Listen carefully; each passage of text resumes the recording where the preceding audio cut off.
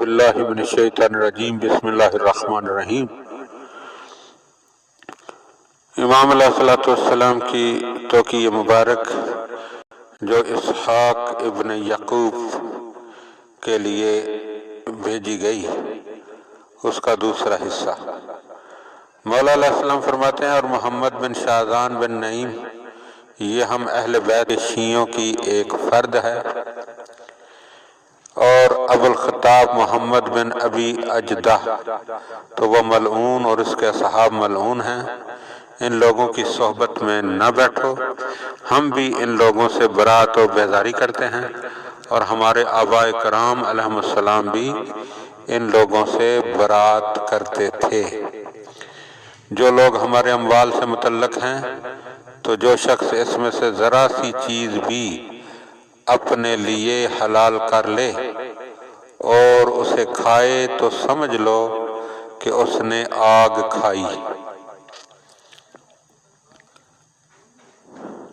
پھر امام علیہ السلام نے فرمایا کہ اور خمس تو یہ میں اپنے شیعوں کے لیے مباح کرتا ہوں، اور ہمارے ظہور امر تک ان کے لیے حلال ہے، تاکہ ان کی ولادت پاک و پاکیزہ رہے اور گندگی نہ ہو۔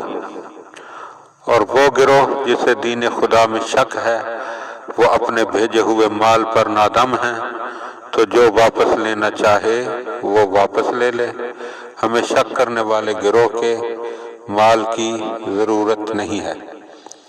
اور یہ سوال کہ غیبت کیوں واقع ہوئی، تو اللہ تعالیٰ کا ارشاد ہے کہ اے ایمان والو، ایسی باتیں نہ پوچھا کرو، اگر وہ تمہیں بتا دی جائیں تو تم کو برا معلوم ہو۔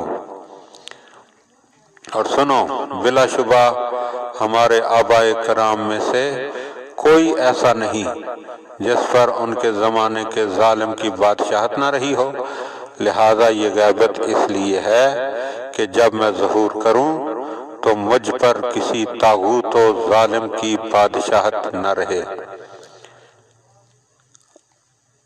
اور یہ سوال کر کے زمانہ غیبت میں مجھ سے انتفاع یعنی نفع و فائدہ کی صورت کیا ہے، تو یہ انتفاع و نفع ویسا ہی ہے جیسے آفتاب بادلوں میں چھپا ہوتا ہے اور لوگ اس سے فائدہ اٹھاتے ہیں۔